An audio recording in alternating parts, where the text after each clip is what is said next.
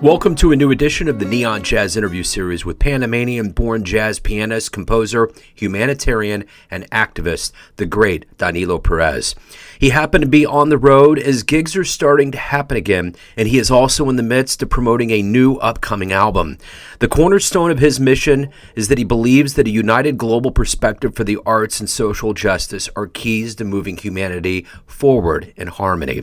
And with his brand new album, he is moving forward with what he calls global jazz. He was born in Panama and began his studies when he was 3 years old with his father, who was a bandleader and singer. He went on to get a bachelor's degree in electronics in Panama and will move on to study jazz composition at the prestigious Berklee College of Music. Over the years, he has gigged and collaborated with jazz giants from Dizzy Gillespie to Wayne Shorter and so many in between for over 3 decades. He's got a fascinating story and he's a wonderful cat. Enjoy. Mr. Pérez, this is an honor. I've been really wanting to talk to you for quite some time, so thank you for taking a minute out for the show. I appreciate it.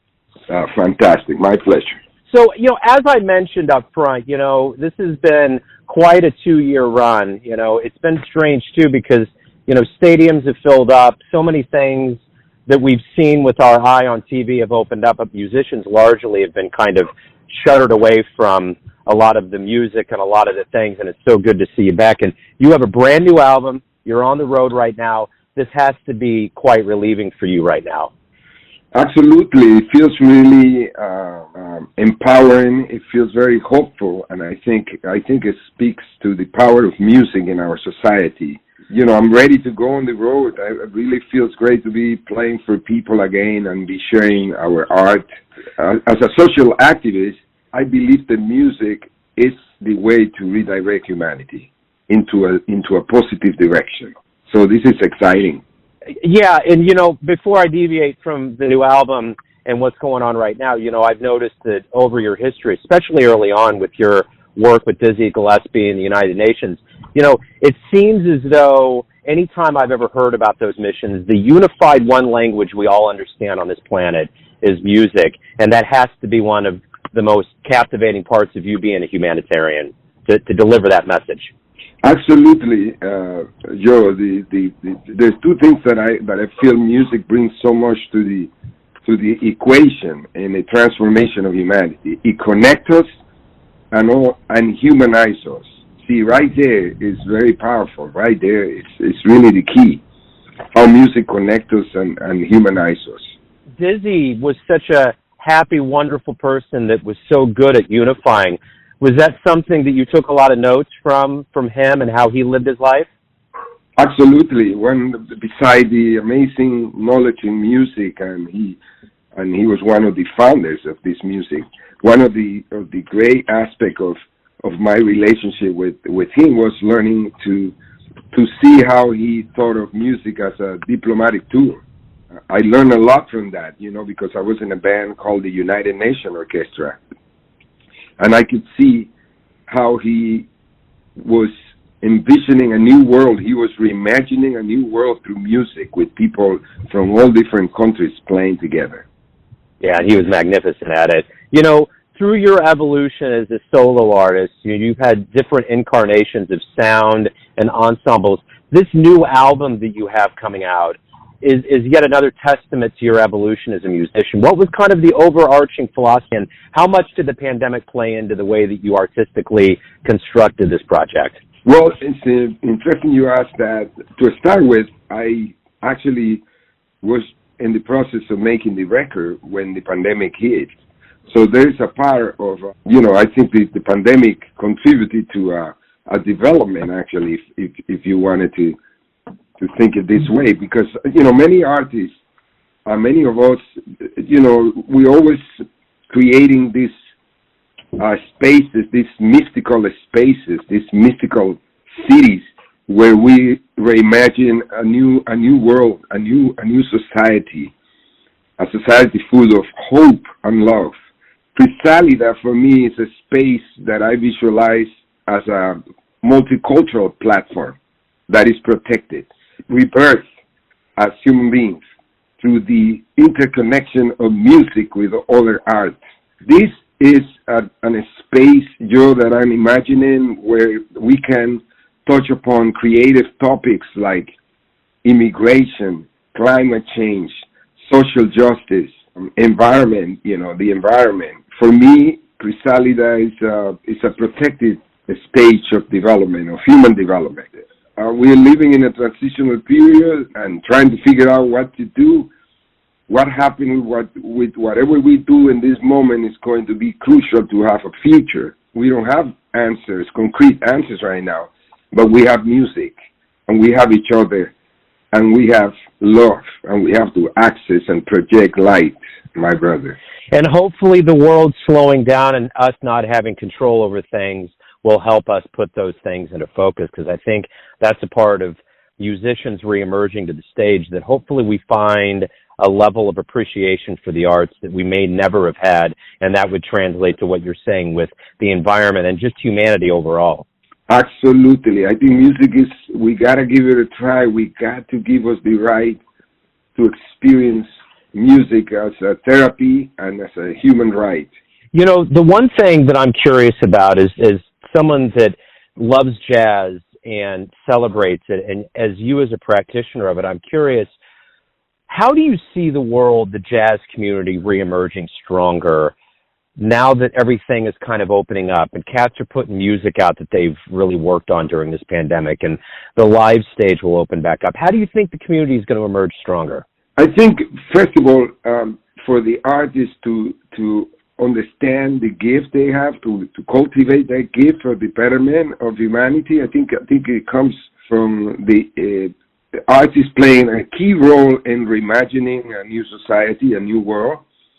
But I think also really creating groups of collaborators, people who care, not only musicians, but the values that you practice through music. There's a lot of people who does the same. They do the same in their careers. And I believe that creating new spaces for collaboration, creating new opportunities. For example, I believe a little sample of a Crisálida and a forward movement momentum, good news for the world, is the Panama Jazz Festival. The Panama Jazz Festival is sort of like a small Crisálida that we have built in Panama. Through music, we have been able to cultivate a philosophy to be able to put together a group of volunteers who handle a festival very professional, especially, like I give you an example, during the pandemics. I got COVID, my wife was sick. Believe it that the volunteers of, some of them started when they were 8 years old. They took care of the festival. It was amazing. You see, that's where it's going to come when we start using, like I believe from music, important, that the music gives you what we talk about, connection and humanization, but also it helps you to develop skills and team, like a teamwork skill. It helps for the concentration. Music therapy has proven that music helps in so many in the brain. How it could help to the plasticity, to improve the plasticity of the brain.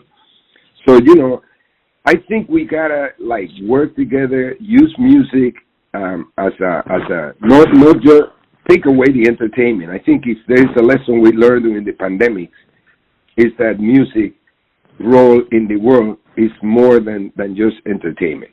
So let's go back to your childhood in Panama. You start playing the piano at 3, around 68, and you're hooked, and that's the beginnings. Talk to me about growing up in Panama and what the culture was like to cultivate such a love for you to not only do what you've done with music, but to become a humanitarian that you are.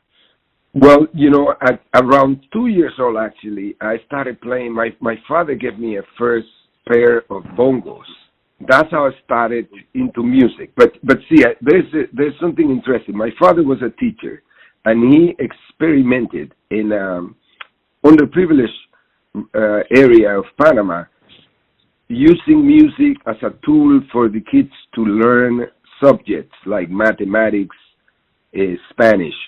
He noticed that they would learn and they would actually do better in the school, learning all the subjects. So he put music to all the materials. Imagine that. It started, my relationship to music was from that with my dad. I could barely speak, he said, but I could play, you know, for example, he would say, ¿Cómo está? Like, how are you? He would say, tan, tan, tan. He would play like that. And I would say, tan, and that means fine. You know what I mean? So I started playing and understanding how music connects us and how music is a part of our daily life, even from the beginning. Growing up around that kind of relationship and having a mother who was very involved in politics and in the change of government in Panama, I think my foundation was clearly established there to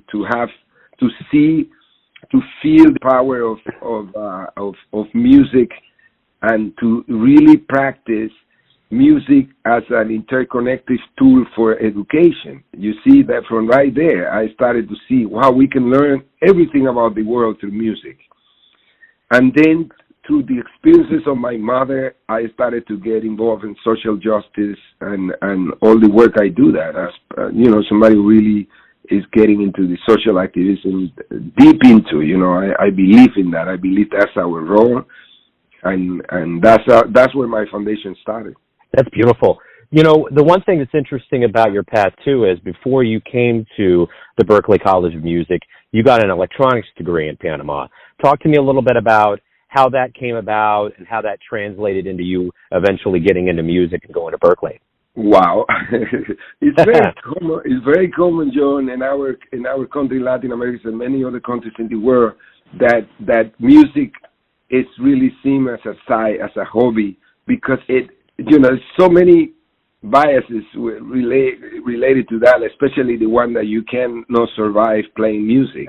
With that friend of mine, my mother said, you know, you have to do like your dad. My dad was a singer and also an educator, and she said, you know, because he couldn't be able to afford this family just singing. You know, we need to make a deal, you know, because you can't just study music. And I said, okay. And that's when, you know, I started studying electronic. It was sort of like to give my mother, to create leverage, you know, to make a deal with her, to negotiate the studies of music in my life. So all the way to, you know, my 16 years old, we have a seat, you know, I started very young in school. I was almost like, you know, in 4 years I started school. What happened is, you know, by that time, you know, electronic was something that I was going to do my career. And I went even to the first year of being a technician, you know, as an electronic major. But, you know, I saw in my mind, I had a little like deja vu of me playing and people clapping, and I just saw my career as a musician in 1 second. But yes, it's true. I was fixing TV. I was doing the electronic heavily, and that was supposed to be what I was going to do as a main career. And on the side, I would play music. So, you know, I changed that deal in one day. Yeah, that's beautiful, man. So was it always a dream of yours to come to America? I mean, was that kind of knowing that jazz was going to be your path, that was the destination for you? Not really. We had a visit when we were 6 years old, when I was 6 years old, to Boston, actually. And it was an uncle of ours who graciously paid the ticket and invited us. But when my mother said that when I got to Boston, immediately I got out of there and I said, this is the place I want to end up living my life, or I want to live, something like that, she said. So I think it's just pure synchronicity with my own life. And, you know, I had no high expectation about coming to the United States. All I wanted to do was to come to study and to come back to my country and help my my people.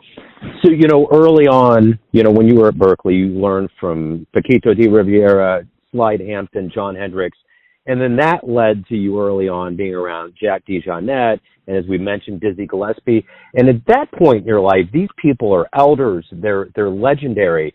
And you are at that point in your life in the jazz craft of being a luminary and one that is a light to the young players. My question is, what did these elders early on teach you that you in turn have used to teach younger cats you get around? Well, as I said before, Dizzy Gillespie really, really made an impact in me because he taught me the value of music as a diplomatic tool. That's very powerful. When I play with Paquito de Rivera, for example, I learned a lot about learning about our history of Latin American music, to be able to mix it and to be able to understand it from the foundation. I also had some opportunities to lead for the first time. I was with Paquito. He gave me an opportunity to lead the band. When I play with Roy Haynes, for example, one of the things that confirmed to me was the connection with the Caribbean. For example, the first question he asked me, Joe, he said, "I bet you don't know who brought me to New York and gave me my first gig to perform with him, who gave me a gig." And I said, "No." He said, "A Panamanian orchestra leader, the director of the Louis Armstrong, what became the Louis Armstrong with the Louis Russell Orchestra. His name was Louis Russell from Panama." I learned that from Roy Haynes. And wow.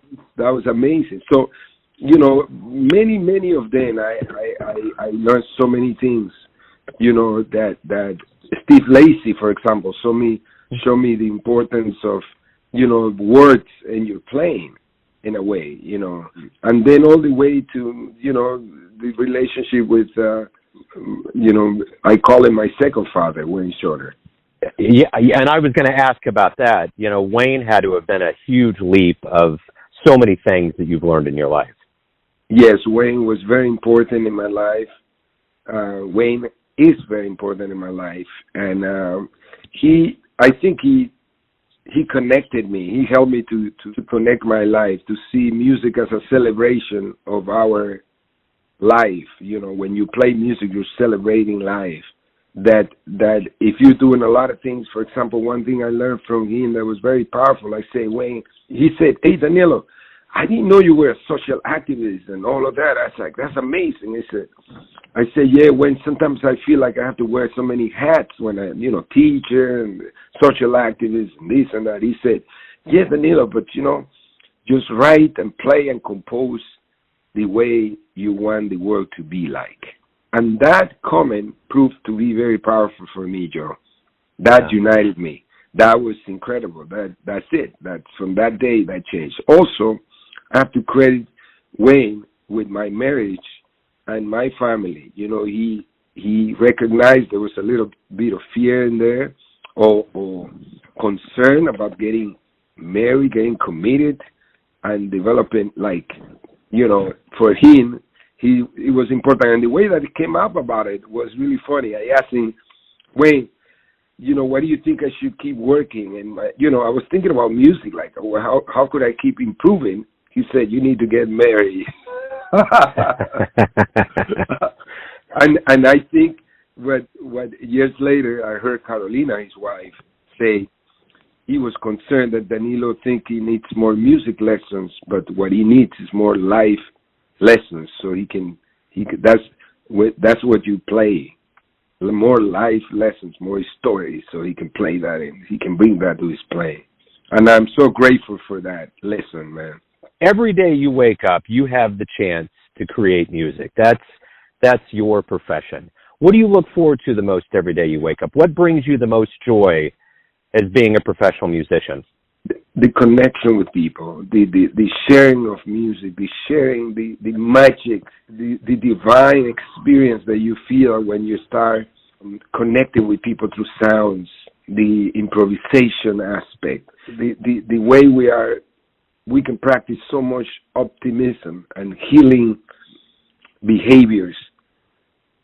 I just love that, man. I love it when I get on the piano I don't love the piano. I find out during the pandemic that that's not my love. Like some people love the instrument. I love to become in connection with the piano so I can talk, I can dialogue in ways that are invisible to the world, to ourselves, but that we make it visible through music. That ability to transform an invisible world of beauty into visibility. I love that. So let me ask you this. Let's say you have a dream tonight. You run into your younger self, maybe before you left Panama to come to the United States, or around the time that you were becoming a professional musician. And all of the wisdom that you've gained over all these years, if you could give your younger version of yourself one piece of wisdom or advice that you've learned over the years, what would it be? Wow, that's an incredible question. A piece of advice that I would give myself with all the experience I have: get married sooner. That'll make Wayne happy. It's been amazing. There was no reason to be afraid. You know what I mean? And I gotta tell you, doing this like this interview, for example, and playing music, it's just a way to find harmony and harmonize yourself with your life, and you find people who are in the same path, and that's a very optimistic and hopeful message that we have in this world, that we do exist, that we do care, and there is a lot of people either that play music or do other things or have other careers, but the music could be a tuning fork where we can find each other. We can find that note to harmonize us. Yeah, that's just so hopeful to me. Like the band I have, for example, they all people from, like, students from Palestine, Greece, Jordan, and United States. We found common ground at the Berklee Global Jazz Institute, which is an institute that I founded the purpose in mind of cultivating a sense of, like, vision that speak to the artists of the new millennium. For example, we believe that when you have a gift, you have a responsibility with the world, with your community. And I found this amazing talent there. And we call the music we call, which I forgot to mention, the type of music we play, we call it global jazz music. You know, we're just reinforcing the global aspect of this music, which it had it from the beginning. And I define it as music that is inclusive, is welcoming of different nationalities, indigenous instruments, folkloric music, combined with our great love with jazz as our anchoring foundation. So this is where I see the world, a new world through global jazz, creating a common language and promoting music as Joe, like sort of like a virtual bridge between people and culture. That's where I see the power of our work in this moment. And I love the visual that you've explained of your father teaching you language through music. So the depths of you understanding that is probably way, way deeper than I can even imagine. That interconnection is powerful because music, you know, as we know, when you hear music, we all are activated. Our brains, all the cells in brains are activated by those frequencies. Understanding music in a way that is not just like, oh, this is music to entertain. This is music for therapy. We need it as a healing tool for humanity, as a human right, as a part of a law. We should have it in a public law, in a public health law. You know, that music is not just like having fun or entertaining, but it is a powerful tool for sustainability and to keep developing as human beings. You know, I have one final question for you, and it's this. Everyone has a perception of who they think you are, your family, your friends, your fans, your students. But you ultimately live your life. You have a perception of who you are. Who do you think you are? A student of life. Right on. A student, I'm still trying to figure out the maximum There's one school you don't graduate, the school of the street, the university of life. You can't take a diploma. So I like that concept, that there's never an end to that. You know what I mean? But one final thought about that is like, I think, I want to be an eternal student. I don't want to miss anything on the art of living. This is the pursuit, man. I'm trying to figure out the quest for wisdom and quest for freedom in everything that we do. Yeah, that's beautiful, man. Thank you again. You're a beautiful soul. I really appreciate you opening up, and truly good luck as we reemerge into the world with the new album and the return to the stage. I look forward to hearing so much more as your career expands out. Thank you very much for the support, and this was what a way to start the day. Thank you very much. Thanks for listening and tuning in to another Neon Jazz interview, where we give you a bit of insight into the finest players in Panama, Boston, Kansas City, and spots all over the world, giving fans all that jazz. And thanks to Danilo for his time, music, and cool. If you want to hear more interviews, go to Famous Interviews with Joe Domino in the iTunes Store. Visit neonjazz at youtube.com, and for everything Neon Jazz all the time, go to the neonjazz.blogspot.com. Until next time, enjoy the jazz, my friends.